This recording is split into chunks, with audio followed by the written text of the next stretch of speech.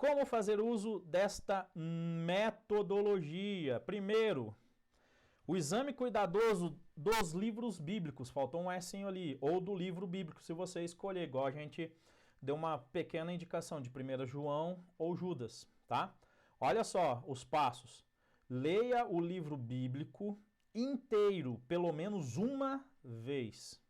Só para ter ideia, sabe o livro de Tiago, até o de 1 João, 5 capítulos, você consegue ler em meia hora, tá? Então não justifica muito falar assim, ele é grande, não. Meia hora você lê, ele inteirinho.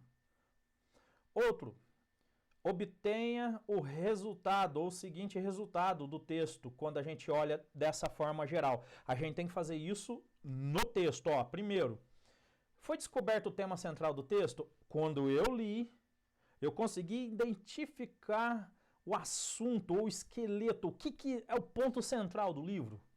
Outro, como, depois de descoberto esse, que é o tema central, como que o tema foi desenvolvido, como que ele foi tratado, tá, durante o livro inteiro. Porque assim, ó, se a gente olha a questão do livro de Judas, por ele só ter versículos, vamos se dizer, a gente vai olhar lá sobre a questão da apostasia.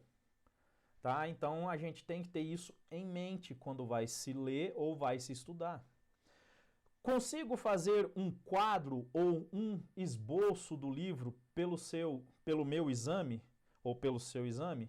A partir do momento que eu faço a leitura, aí a gente vai olhar em relação à questão de Judas. Aí o que nós vamos ver? Nós vamos ver que tem figuras ali, personagens que são interessantes, que se fazem uma comparação. Fazem ainda sobre a questão da alusão de algo que aconteceu lá no Antigo Testamento, que lá não está descrito, mas é de se saber, é importante. Então, quando a gente faz essa passada no texto, a gente consegue identificar alguns pontos, tá? Por isso que toda vez que a gente for tentar estudar ou tentar entender as escrituras, primeiro nós temos que passar por esse método, tá? Aí nós organizamos em si ou fazemos quadros, igual está falando ali, os esboços, e nisso nós vemos que você consegue estruturar ou ter uma visão melhor do texto, tá? Olha só, os subtítulos podem ajudar quanto a isso, mas que não seja a única maneira de separar o texto. Tente fazer os subtítulos independente do que já existem, ou dos que já existem. Isso entra na questão do primeiro trabalho, porque nós chegamos e falamos em relação a você delimitar um texto, você falar das divisões, você falar o que foi tratado, por exemplo, na introdução, no desenvolvimento e nas considerações finais, ou no caso, na conclusão. E nesse ponto, o método sintético ajuda e muito, tá? Então, só que aí é aquele negócio. Como a gente às vezes está muito acostumado com os subtítulos das escrituras, a gente perde esse tato, esse contato com as escrituras, e não é bom, tá? Não é bom. Então é assim, ó, não quer dizer que você tenha que deixar subtítulos de lado, mas se você colocar subtítulos no caso seu, então fica muito melhor no caso. Aí você vê se tá em choque, conflito, se tá assim, batendo, não batendo, tá? Por isso que no trabalho de número 3, que a gente enviou para vocês, eu está disponível também, ele vai tratar em relação a esse quesito. Só que de vez de você colocar subtítulos, dentro do texto, o assunto você vai colocar símbolos, ou desenhos, ou sinais que identifiquem determinadas coisas, tá? Terceiro, identifique a estrutura do texto, ou seja, como o texto está organizado. Assim você vai chegar no cerne, no centro do texto. Tá? Quando a gente chega e dá uma olhada no texto, a gente vê, ó, peraí, nesse ponto ele está dizendo tal coisa. Vamos ver se ali depois ele está dizendo. Não, ele não continuou, ele mudou. Tá? Aí a gente junta esses trechos para ver a questão da semântica dos assuntos, para ver o que tem relacionado. Por exemplo, o primeiro texto de Mateus, no caso, vai falar sobre genealogia de Jesus. Aí você vai indo, vai falar sobre nascimento de Jesus. Aí vai indo, sabe? Aí quando chega lá no final, o que a gente vai falar? Que é na questão da ressurreição de Cristo já, ele exaltado. Nós vamos identificar pelo passar por cima, olhar de modo geral o texto, nós vamos ver que é o Evangelho de Jesus Cristo. Tá? Olha só. Busque organizar o livro de modo lógico, que faça sentido. Para estruturar algo também, antes faltou um essinho ali. Precisa-se saber o que se tem à disposição, ou seja, o conjunto de elementos. Lembra do Evangelho de Mateus? Uhum.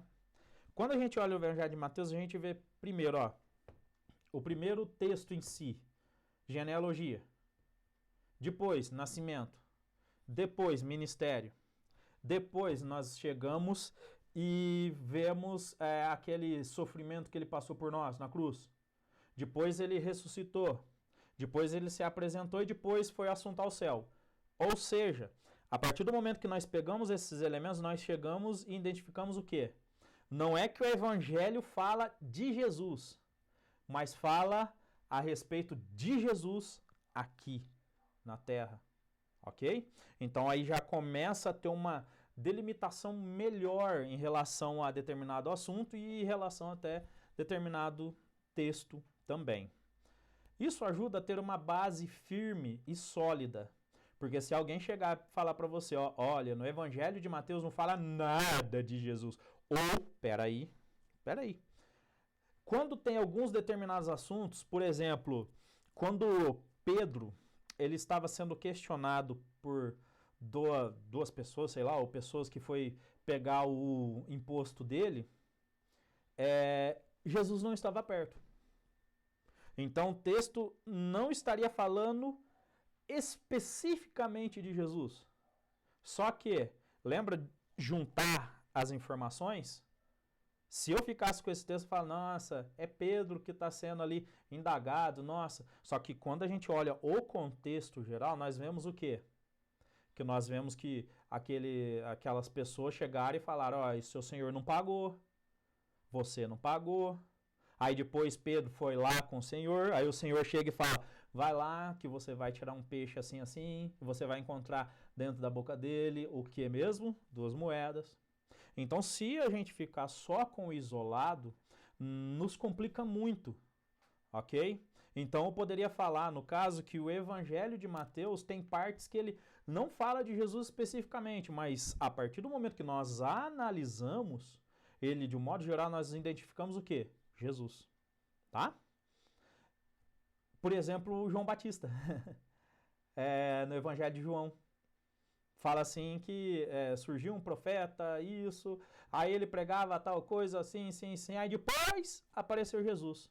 Só que a gente olha pelo contexto geral, qual foi a finalidade de João aparecer? É simples, preparar o caminho para Jesus, tá? Faça perguntas só no texto. Primeiro, ó, essas perguntas elas ajudam a entender melhor o assunto. Por quê, quem, como, aonde, para quê. Ajuda a reconhecer a mensagem do livro, igual a gente falou. Por que está falando da genealogia de Jesus? Para que João Batista foi pregar o evangelho? Por que Jesus escolheu discípulos?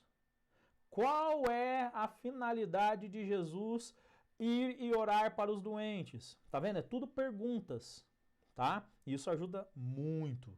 Assim terá a facilidade de saber o que o escritor queria passar. Outra, verifique o que o escritor tinha em mente ao desenvolver o tema do livro. Primeiro, o texto é polêmico?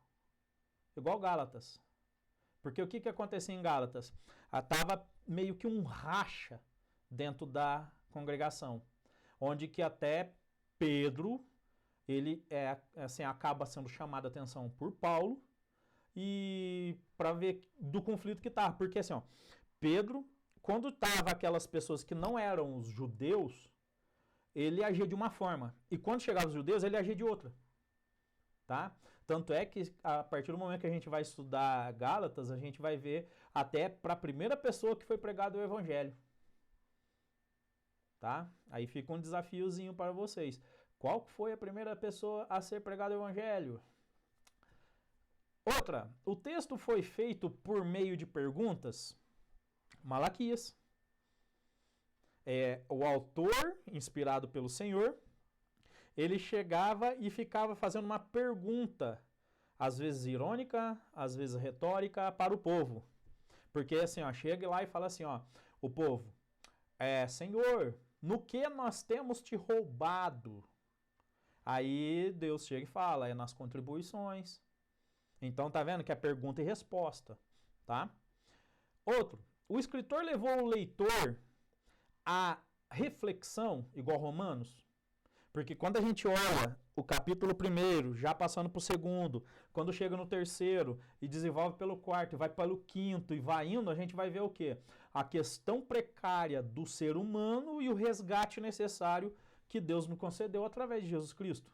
Tanto é que vai ter texto, primeira parte do 1º capítulo de Romanos. Vai falar que Paulo, ele fala, não me envergonho do evangelho, porque é poder de Deus para a salvação do quê? Grego, romano, vamos dizer assim, bonitinho, feinho, tá? Então, se a gente não olhar dessa forma, nós não conseguimos entender o texto e isso acaba sendo complicado. Como o livro está dividido? Está em tópicos, em quadros, em blocos? Ou está como outro tipo de, com outro tipo de estrutura, por exemplo, de reflexão? Pode estar tudo misturado, que é o que acontece com o livro de Mateus. Por exemplo, a gente olha no livro de Mateus, começa do 5 ao 7, uma parte de reflexão, certo? Só que não uma reflexão somente. Pode ser dito também como uma parte de ensino. Como também outras partes pode ser falado isso, tá? Então, a gente separando, nós vamos notar essa questão dessa diferença. Por exemplo, o que fala de Mateus 5, 7? Sermão. Sermão do quê? Só para ter ideia, Jesus chegou e sentou. Quando eles sentavam naquela época, ou quanto a gente, por exemplo, eu estou sentado, tá? Por que eu estou sentado? Porque o que eu estou fazendo aqui é importante. Então, não é que é uma perca de tempo, é como se fosse assim, eu vou dedicar, sabe, gastar um tempinho para que isso aconteça. Jesus fez a mesma coisa no Sermão do Monte, tá? Então, isso é muito importante, a gente tem que analisar em relação a isso. Para terminar esse slide, ó, importante, relacione o que foi observado no livro estudado, faltou um dá ali, com outras partes da escritura. Por exemplo, a gente vai pegar Mateus 4. Mateus 4 ele vai estar tratando sobre a tentação de Jesus. Só que quando a gente olha a questão da tentação de Jesus, o que aconteceu? O inimigo ele chegou e usou o que para tentar Jesus? Ou, vamos dizer assim, colocar Jesus na parede? Simples, as escrituras. E Jesus também rebatia o inimigo através do quê? Das escrituras.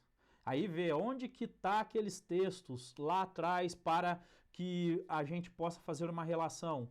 Se torna necessário pesquisar, porque senão a gente não sabe. Porque Jesus falou, e também está escrito, e também está escrito, está escrito. Entendeu?